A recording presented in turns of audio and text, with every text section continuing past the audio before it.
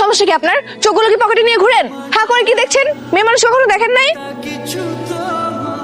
কিভাবে সম্ভব? কিভাবে সম্ভব? হ্যাঁ আপনি আমার ছবি গেছেন কেন? কবে থেকে আপনি আমাকে ফলো করেন? আমি আমার মনের অজান্তে এই ছবিটা গেছি, কিন্তু কিভাবে যে আপনার চেহারার সাথে মিলে গেল আমি সব বুঝতে পেরেছি। এসব স্কিচ না আমিও আঁকতে পারি, এসব দিয়ে আমাকে পটানো যাবে না। আমি কল্পনায় আমার ড্রিম গার্লের ছবি এঁকেছি, কিন্তু আনফরচুনেটলি কিভাবে যে আপনার সাথে মিলে গেল আমি বুঝতেছি না। মিথ্যাবাদী কোথাকার!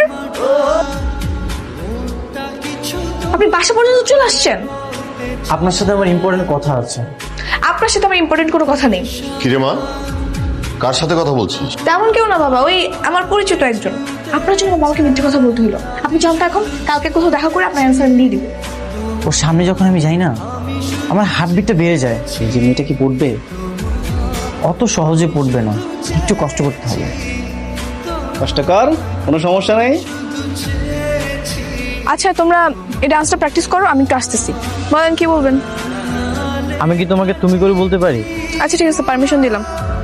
বলেন কোথায় আমাদের দেখা হয়েছিল আর কোথায় আমাকে দেখে আপনি ছবি এঁকেছেন? বলেন। তোমাকে আমি কল্পনায় এঁকেছি। এখনো মিথ্যা বলবেন? আমাদের নিশ্চয়ই কোথাও দেখা হয়েছিল। হাতে ছবি আঁকার একটা প্রোগ্রামে অ্যাটেন্ড করার জন্য প্রথমবার ঢাকা এসেছি। তার মানে কল্পনায় আপনি কাউকে এঁকেছেন আর সেটার সাথে আমাকে মিলে গেছে। আর কালকেই আমাদের প্রথম দেখা হলো, তাই তো? হ্যাঁ, কাল যখন তুমি চলে যাচ্ছিলে হঠাৎ করে আমার হার্টবিটটা বেড়ে গেছিল। কেমন যেন এক অদ্ভুত অনুভূতি। তোমার কি এমনটা হয়েছিল? কই না তো, আমার তো হয়নি। এসব ফালতু কথা বাদ দেন, এখন বাসায় যান। চলে যাব? হ্যাঁ চলে যাবেন। আপু কার সাথে কথা বলতেছে? আমি ঠিক জানি না। আচ্ছা বাদ দাও, চলো আমরা ডান্স প্র্যাকটিস করি। আচ্ছা শুনেন, আপনার ফোনটা দেন তো।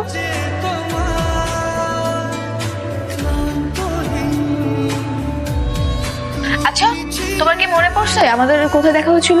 না, ঠিক মনে পড়তেছে না। তুমি কি কখনো চট্টগ্রাম এসেছো? বেশ কয়েক বছর আগে আমি একবার চট্টগ্রামে গিয়েছিলাম। তোমার সাথে আমার চট্টগ্রাম রেল স্টেশনে দেখা হয়েছিল। তাহলে কালকে সকালে প্রমাণ সহ আসবা। কোথায় আসবো? আমার নাচের মঞ্চে আসো, পার্কে। ঠিক আছে। মানে কোথাকার ঘটনা কোথায় নিয়ে যাচ্ছিস তুই? মেয়েটা নিজেকে যতটা চালাক মনে করে, আসলে সে ততটা চালাক না। কি আমরা কি কয়েক বছর আগে চট্টগ্রামে গিয়েছিলাম তোমার বন্ধুর বাসায়? হ্যাঁ, আমার বন্ধু জাফরের বাসায় গিয়েছিলাম। স্টেশনে দাঁড়িয়েছিলাম। হ্যাঁ, আর ট্রেনে যেতে হলে তো স্টেশনে দাঁড়াতেই হবে। সেখানে কি কোনো ছেলে আমার দিকে তাকাচ্ছিল বা আমি তাকাচ্ছিলাম? একটা ছেলে তাকাচ্ছিল তো। এই কি হচ্ছে এখানে? তোমার আসতে লেট হচ্ছিল, এই জন্য ওদের সাথে একটু মজা করতেছিলাম। তো বলো, তোমার প্রমাণ কই? এই যে তোমার চোখের সামনে তো প্রমাণ। কে উনি?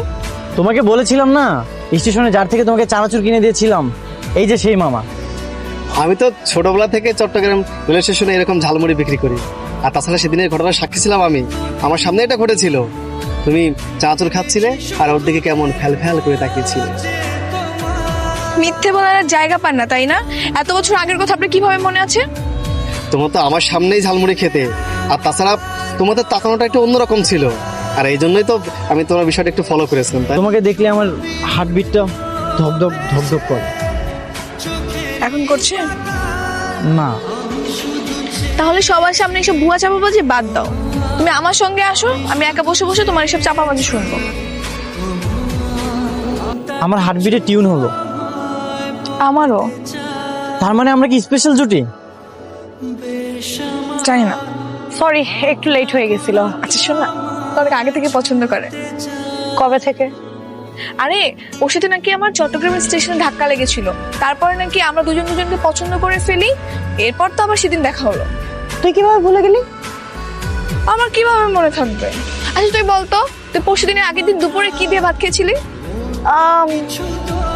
কি দিয়ে যেন খেলাম। ভুলে গেছিস তো?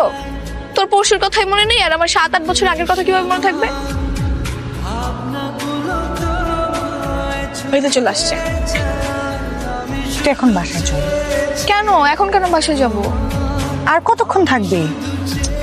আমরা আজকে প্ল্যানিং করলাম 3 জন মিলে অনেক ঘুরবো, সিনেমা দেখতে যাবো, ফুচকা খাবো। আচ্ছা শোন, তুই থাক তাহলে, তোর আড্ডা দে, আমার একটু কাজ আছে, আমি যাই। চলে যাবি? আচ্ছা যা। আপনার সাথে আমার একটু জরুরি কথা ছিল। হ্যাঁ, ঠিক আছে বলো। সামনাসামনি এসে বলি। কাল কখন দেখা করবে? আমি তোমাকে বাসায় গিয়ে কল করে জানিয়ে দিব। ঠিক আছে। এখনো খাও না কেন? তাড়াতাড়ি খেয়ে নাও। হ্যাঁ, আমার কথা শুনতে হবে। বাবা, এই আয়নের সাথে কথা বলছিলাম। আয়ান? এই আয়ানটা আবার কি? তোমাকে সেদিন বললাম না, ওই যে চট্টগ্রামের স্টেশন। ও আচ্ছা আচ্ছা, সেই ছেলেটা। বাহ। বাবা শোনো, কালকে না আয়ান চলে যাবে চট্টগ্রামে। তুমি ওর সাথে একটু দেখা করবা? অবশ্যই দেখা করবো।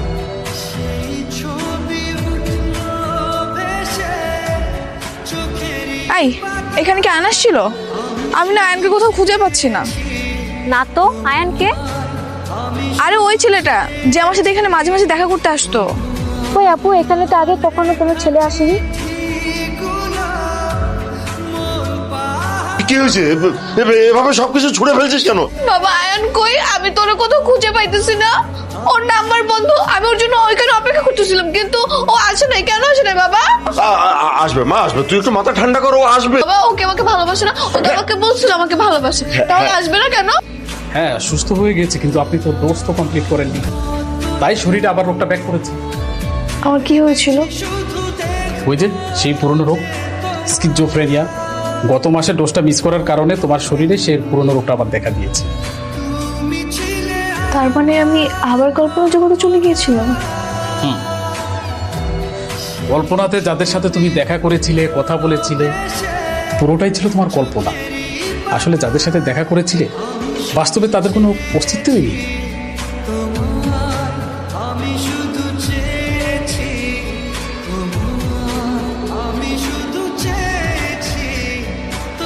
আপু কার সাথে কথা বলতেছে? আমি ঠিক জানি না।